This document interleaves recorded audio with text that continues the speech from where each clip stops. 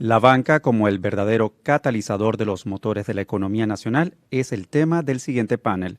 Nos acompañan Otto Wolfson, presidente de la Asociación Bancaria de Panamá, y Javier Carrizo, gerente general del Banco Nacional de Panamá. Adelante, Carlos. Bienvenido, don Otto. Muchas gracias. Don Javier Carrizo. Gracias. Los pesos pesados de la industria de la banca. Y realmente creo que los panameños le debemos mucho a la banca panameña. Una industria muy líquida, muy solvente, muy responsable. Y realmente desde el principio todos supimos que la teníamos que cuidar, ya que era la única que podía salvar toda la matriz económica del país, las empresas, las personas, y básicamente el resultado se ha dado. El tiempo lo ha reconocido así. Hoy en día es solvente, es líquida, son sinónimos del sistema bancario nacional. ¿Qué lecciones ha aprendido la banca sobre sus clientes durante y posterior a la pandemia? Don Otto, sus consideraciones iniciales al respecto. Gracias, Carlos, y muchas gracias al CONEP y a todas las personas que nos están viendo y escuchando en este momento. Mira, las lecciones aprendidas son fundamentalmente, en mi opinión, las que vamos a tener en la memoria los banqueros y las nuevas generaciones de bancos. Nosotros hemos tenido un periodo de una estabilidad económica muy grande que le hemos conseguido los panameños a través pues, de hacer las cosas bien, y nos toca este reto tan grande de la pandemia, ¿no? Y yo te puedo decir que dentro de los equipos de los bancos teníamos una gran cantidad de oficiales que estaban acostumbrados a hacer banca en tiempos o buenos o relativamente buenos. Yo creo que la lección es que toda esta oficialidad, todos estos gerentes de bancos deben haber aprendido lo que es vivir en una época retadora, ¿no? Y saber cómo tú puedes estructurar la relación del banco con el cliente para ayudar al cliente a salir de la situación difícil en la que se encuentra. Eso a mí me parece que es una lección, si se quiere, un poco soft, ¿no? Pero es la realidad. O sea, nosotros, Javier y yo, hemos vivido, yo creo que algunas crisis, ya tenemos las cicatrices para probarlo, ¿no? Y no hay nada como aprender a ser banquero en esos tiempos retadores y difíciles, ¿no? También nos ha, otra lección sigue siendo lo importante que es para el banco estar cerca de sus clientes, entender cuál es su situación verdadera, cuál es la condición en la cual se encuentran, para poder diseñarles algo que haga sentido dentro de la realidad que viven, ¿no? Y mantenernos cerca de los clientes, yo creo que es una gran lección. Don Javier, desde la perspectiva de uno de los mayores bancos y estatal de Panamá, ¿qué lecciones a su consideración hemos aprendido? Bueno, muchísimas lecciones, empezando por la eficiencia que nos obligó a hacer desde muchos del teletrabajo, operar las sucursales de los bancos sin el personal necesario, que pensábamos no era necesario en su momento. Y una lección importantísima es realmente conocer a tu cliente a la hora de darse la morosidad que se dio en el sistema. Muchos bancos se encontraron con dificultad de localizar a sus clientes, aunque les parezca mentira. Entonces, muchos bancos ya depuraron sus bases de datos, contactaron uno a uno a los clientes. Los oficiales, como menciona Otto, aprendieron a trabajar en situaciones de crisis. Oye, a veces al abrir las sucursales tenemos que cambiar horario 3 veces durante el día, porque venían reglas diferentes. No sabíamos cómo manejar esta pandemia. Yo creo que nadie en el mundo estaba preparado, no había un manual para eso. También aprendimos que la importancia de acelerar la digitalización de los procesos. ahora más que nunca cobra vigencia. Y en el caso del Banco Nacional, que nos propusimos mejorar los procesos desde el día 1, porque parte de la falencia del banco era la lentitud por ya ser un banco estatal y tener procesos burocráticos que manda un ente estatal. Esto significaba que teníamos que atrasarnos en los procesos en extremo. Entonces nos enfocamos en digitalizar los procesos antes de que pegara la pandemia. Y al vernos afrontados con esta pandemia, aceleramos, metimos el pie en el acelerador. Y los números hablan por sí solos. En el caso de las hipotecas residenciales, por ejemplo, ahora que hablaban de construcción, el banco está en un segmento en que la mayoría de los bancos no está, que es el sector de intereses preferenciales. Y nos cayó en gran responsabilidad al Banco Nacional y a la Caja de Ahorros mantener ese sector andando, las hipotecas de este sector, que ayudó al sector construcción también a salir del inventario que tenían. Pero se demoraba a veces hasta 9 meses desde que se solicitaba una hipoteca. Yo siempre hacía la analogía del parto. Tomaba 9 meses, sacó una hipoteca. Entonces fuimos acortando los tiempos y vamos mejorando de forma dramática. El año pasado rompimos todos los récords del banco, en la historia del banco, desembolsando 5.089 hipotecas, 5.089 familias panameñas tuvieron su casa gracias al Banco Nacional por 309 millones de dólares. La cifra más cerca que habíamos tenido eran 240 millones. Y a pesar de la pandemia, la cartera hipotecaria creció un 30%, del 2019 al 2020, y lo que va al 2021 va a un excelente ritmo porque hemos logrado mejorar los procesos. Establecimos el sistema de telemática con el registro público, que era un gran cuello de botella, y le hemos pedido a los bancos, colegas, que hagan lo mismo, acelerar el proceso, y yo creo que ya muchos bancos se están sumando a digitalizar el proceso con el registro público, cosa que la hipoteca viaje digitalmente, se revise digitalmente, los pagos se hacen digitalmente, inclusive estamos empujando a que la notarización se haga digitalmente también, cosa que se aceleren los desembolsos y que la economía se mueva más rápido, en la medida que los fondos entran más rápido a la economía. Y ese es el propósito. Como banco estatal, nuestro principal propósito es ser la punta de lanza en la reactivación económica.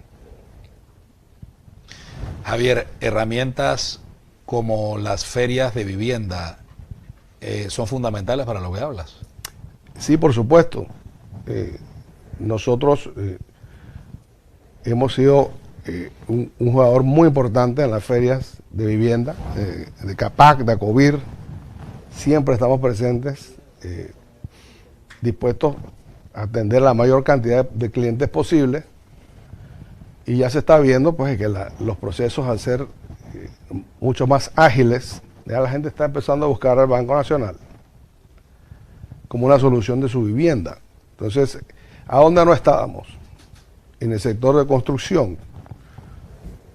Aunque parezca mentira, yo cuando llegué al banco pregunté quién estaba manejando el departamento de préstamos interinos de construcción. Y me dijeron que nadie, que ese departamento se había eliminado en los años finales de los 90. ¿Recuerdan el desafortunado caso de Prados del Este? Que fue realmente un disparate lo que pasó en ese caso, que inclusive metieron preso al gerente general, le imputaron a la junta directiva por haber dado un préstamo en un área que se inundaba. Paralelo a Río Cabras. Paralelo a Río Cabras. Quizás hay una lección que aprender, pero no era para eliminar, primero, tomar las medidas que se tomaron en contra de esta gente, y segundo, eliminaron una división tan importante como es la de construcción. Y no es que queremos entrar en todo el área de construcción, en el área donde está el banco enfocado, que es intereses preferenciales. para así acelerar aún más el desembolso de las hipotecas. Y ya se creó, ya formamos el departamento de préstamos interinos. Aprovecho la sala para anunciarles a los amigos constructores de que ya estamos viendo préstamos interinos en ese sector principalmente. Otto, ¿qué estrategia real tiene el sector bancario nacional para contribuir de manera efectiva con las pequeñas y medianas empresas? Mira, esa es una pregunta bien difícil de contestar, porque yo no creo que haya una estrategia del sector como tal. Acuérdate que estamos hablando de 42 bancos de licencia general, ¿no? Y casualmente una de las ventajas es que tenemos un sector bancario extremadamente competitivo, porque la verdad es que para el tamaño de la economía tener 42 bancos de licencia general es bastante, ¿no?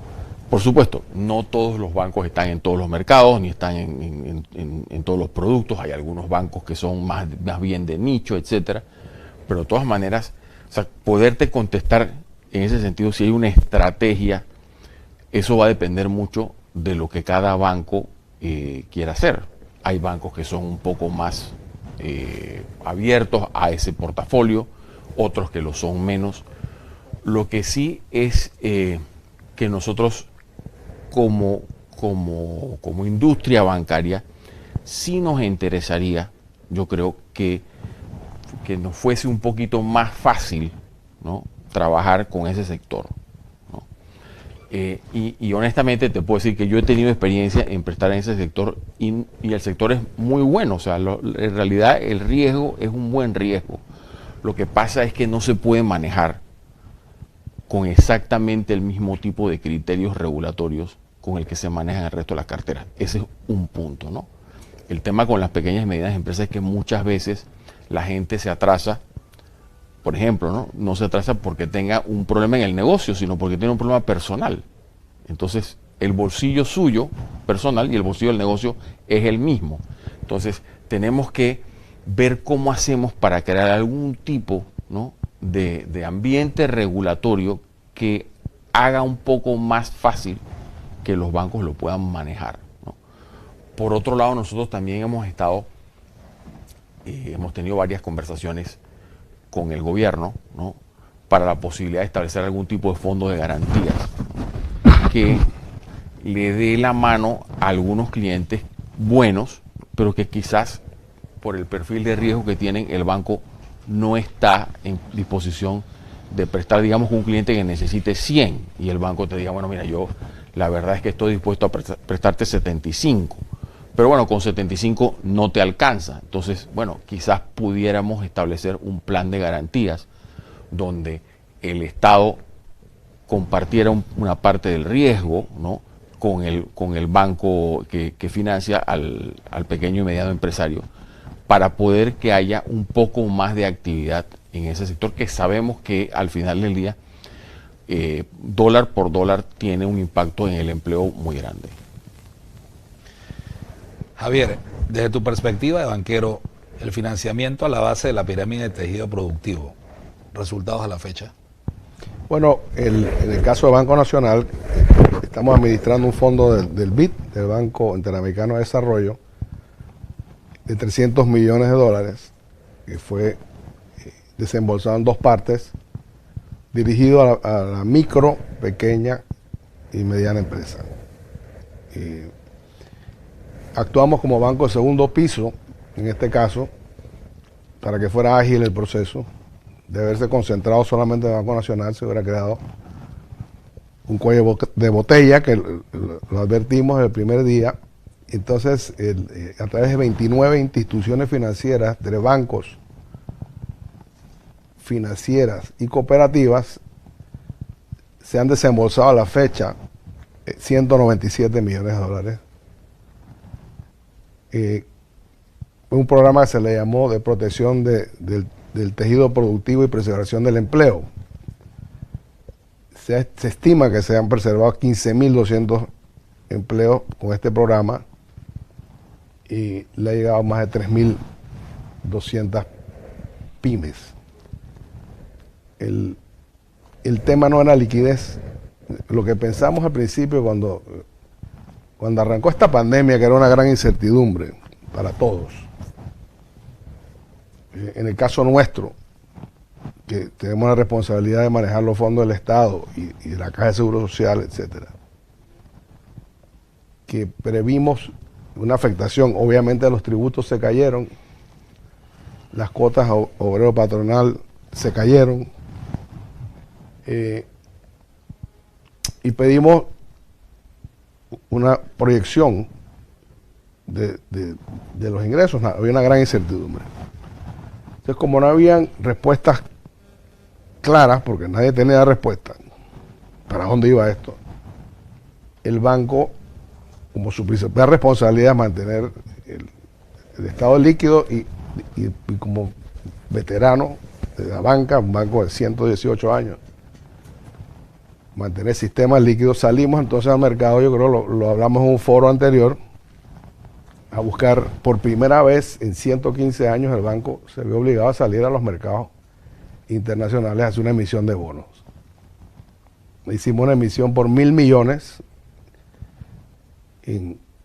con una demanda de casi 5.000 millones, lo cual nos causó mucha satisfacción.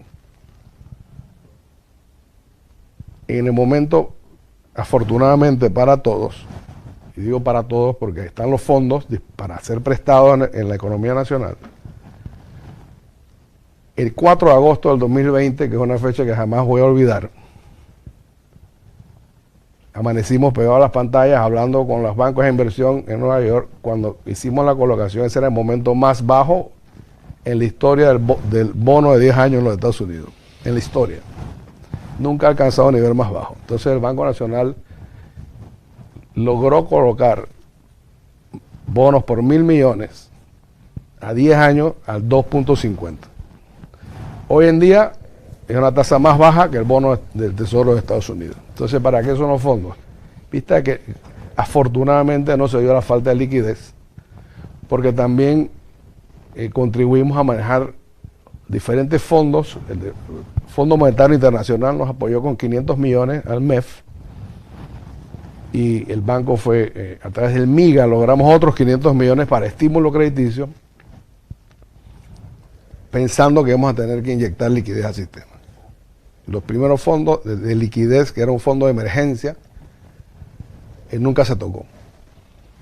Afortunadamente, porque eso hubiera significado que habían bancos en problemas.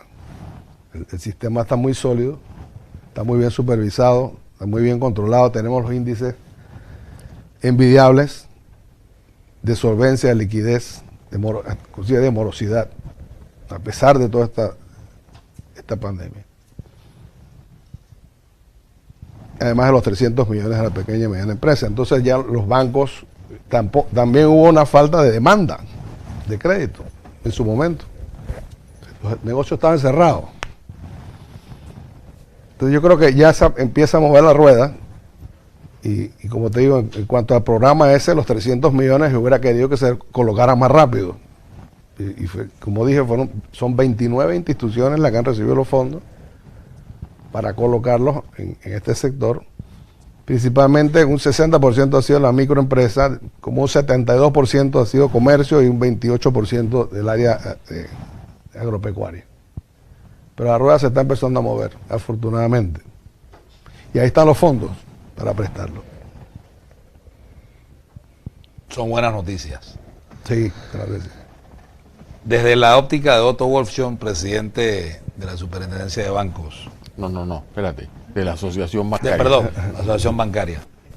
¿Qué esquemas de financiamiento privado innovador potencian el perfil crediticio? Bueno, mira, yo pienso que primero habría que decir que este es un foro de reactivación económica, ¿no? Yo pienso que ya estamos en un proceso de reactivación económica, ¿no? La innovación en la banca es una cosa indudable, ¿no? Todos los días nos encontramos con productos, sistemas, formas nuevas de hacer las cosas, ¿no? Eso no quiere decir que haya que alejarse de lo básico, ¿no? lo básico es que la función primordial nuestra es, primero, custodiar los fondos de los depositantes. Y segundo, utilizar esos fondos de una manera responsable para que aquellos que lo necesiten puedan desarrollar tanto sus actividades personales como sus actividades empresariales o comerciales o industriales o cuales fueran. Yo pienso que la innovación se va a dar más que por el lado de las colocaciones, de los préstamos, ¿no? Donde tenemos realmente un mercado bastante maduro. Lo que necesita es, yo creo, un poquito más de eficiencia y eficacia. Yo creo que lo que ha dicho Javier es fantástico, ¿no? O sea, de poder desembolsar una hipoteca de la manera como él está diciendo. ¿Por qué pensar que eso no se puede hacer con todos los créditos también, eventualmente, ¿no? O sea, si funciona para hipotecas, ¿por qué no puede funcionar para todo lo demás, ¿no? Por supuesto, hay que empezar por algo, ¿no? Las hipotecas yo creo que son una excelente manera de pensar. Entonces, yo veo que por ahí la innovación va a permitirnos emplear tecnologías nuevas para hacer las mismas cosas de una mejor manera y para hacer otras cosas que hasta ahora no hemos podido hacer, ¿no? Además pienso que hay todo un tremendo panorama de innovación en todo lo que se refiere a digitalización, que comienza desde la identidad digital. Es decir, todos hoy en día nos quejamos de que cuando tienes que abrir una cuenta en un banco tienes que llenar, o sea, es un proceso. Yo me he inventado una palabra que no sé si existe en el diccionario, pero yo le digo, mira, esto es lo más papeloso que yo he visto en mi vida, ¿no? O sea, tienes que llenar una cantidad de papeles para una cuenta impresionante. Increíble. Pero no solamente eso, sino que tienes que llenarlos cuando hay cualquier cambio. Y si tienes que abrir una cuenta en otro banco, tienes que llenar la misma información, pero viene en un formato diferente, ¿no? Y hasta ya lo tienes que actualizar anualmente. Y además de eso, pues te llaman los bancos y te piden, oye, cada cierto tiempo, mira, actualízame esto, tienes que volver. Y una cosa que realmente lo que queremos es que sea mucho más fácil. Eso nos va a ayudar también para que conozca a su cliente, para lo que es todo el área de cumplimiento. Entonces yo lo que veo es una aplicación cada vez mayor de elementos tecnológicos de digitalización para toda la gama de productos del banco, ¿no? Y creo que eso nos va a hacer mucho más eficientes, ¿no? Para eso necesitamos, evidentemente, ir de la mano de las entidades del Estado que manejan estas cosas. Nosotros hemos estado conversando mucho con la AIG, ¿no? También para ver cómo hacemos todo este desarrollo que hubo, que convirtió a las cédulas en una forma de transaccionar, ¿no? O sea, todas esas cosas todas esas lecciones tenemos que ver cómo las traemos al mundo bancario, ¿no? Entonces yo te diría que esa innovación yo la veo aplicando todas estas nuevas tecnologías, o no tan nuevas, pero que se han poco a poco ido introduciendo en otros países y que nosotros tenemos que hacerlo también. Gracias, Joto. Javier, nos comentabas hace poco que Banco Nacional, dentro de su cartera de productos, volvió con el interino de construcción. ¿Dónde la banca pública ve oportunidades de expansión? El rol de la banca pública es muy especial. Va más allá del negocio de la banca. Tiene un sentido social también. Nosotros vamos a crecer en lugares que necesitan la bancarización, no necesariamente por la rentabilidad que le pueda generar, que es al final del día lo que motiva a un banco privado. Por ejemplo, estamos creciendo en las costas de Colón, no estaban servidas por la banca. Ya vamos a hacer una sucursal en Chagres, estamos viendo otra sucursal cerca de Portobelo, y viendo áreas que no están servidas. Una tercera parte de las sucursales del Banco Nacional pierden plata. Pero de nuevo, no es que queremos perder plata, pero nuestro rol va más allá del negocio de la banca. Pero vemos muchas oportunidades de seguir creciendo en áreas, lo que mencionó Otto, es una realidad en nuestro caso, de todas estas eficiencias que se han logrado en sectores, por ejemplo, de hipotecas. Ya las lecciones aprendidas las vamos a pasar el siguiente departamento, es el área de préstamos agropecuarios, donde el Banco Nacional sigue siendo el número 1 en Panamá, con una cartera promedio de 620 millones de dólares, pero requiere más agilidad. Yo digo, tenemos una tasa tan conveniente que deberíamos tener el doble de la cartera, pero como es tan lento, yo siempre reclamo a mi gente, un ganadero no puede esperar 7 meses a que le contesten para comprar un lote de ganado o para comprar una finca. Tenemos que ser ágiles y ese ha sido el norte nuestro. Próxima división en convertirse es el área agropecuaria y esperemos poder llegar, doblar esa cartera en los próximos años. El sector que dio la cara en esta pandemia, afortunadamente tenemos un presidente productor que lo entendió desde el día 1. Desde el día 1 empezó a meter a un sector que estaba abandonado, totalmente abandonado. En Chiriquí, por ejemplo, el sector cebollero, habían escasamente 400 hectáreas sembradas de cebolla, porque la gente empezó a abandonar los campos, porque las importaciones eran sin límite y a destiempo, y sin planificación.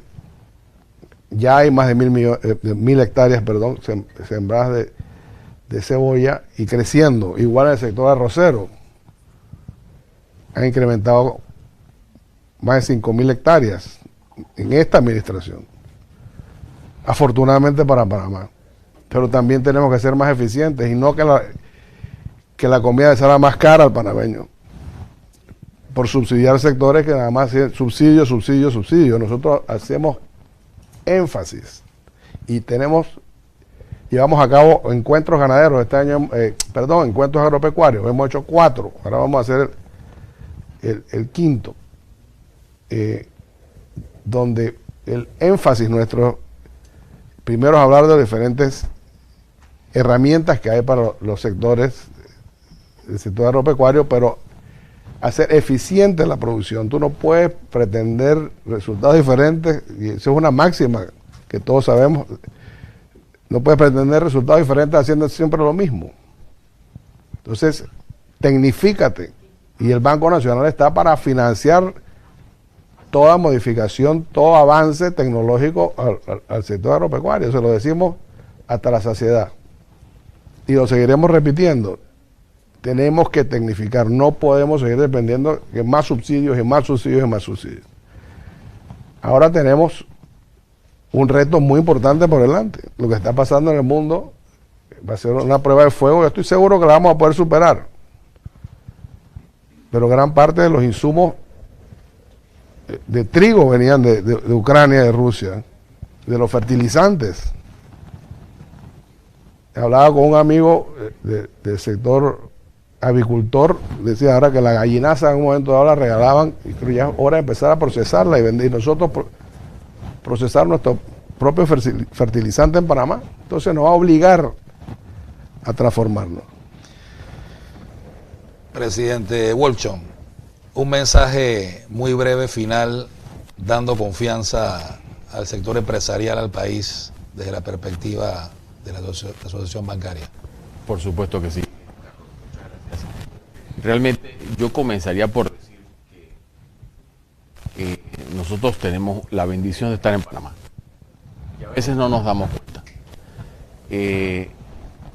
Un país que tuvo una caída en el Producto Interno Bruto de entre 17 y 18% y que en 2 años va a volver a donde estábamos. O sea, eso quiere decir que el tejido productivo del país está allí. Quizás modificado, quizás en algunas cosas más débil, pero en otras cosas también más fuerte. Entonces nosotros tenemos la capacidad de rebotar de esa manera. Si tenemos la capacidad de rebotar de esa manera, pues evidentemente también vamos a tener la capacidad de crecer. Yo creo que los bancos cargaron con un peso, ¿no? Yo no quiero decir si es más alto o menos alto, pero cargaron con un peso distinto a lo que cargaron los sistemas bancarios en todo el resto de los países del mundo. Eso habla muy bien de la voluntad que tenemos como instituciones bancarias de seguir financiando ese progreso y ese desarrollo del país. Dando cierre al panel de la banca, les doy las gracias por esa exposición tan clara del tema a dos autoridades como don Javier Carrizo y Otto Wolfson. Gracias por su participación. Gracias. Gracias, Carlos.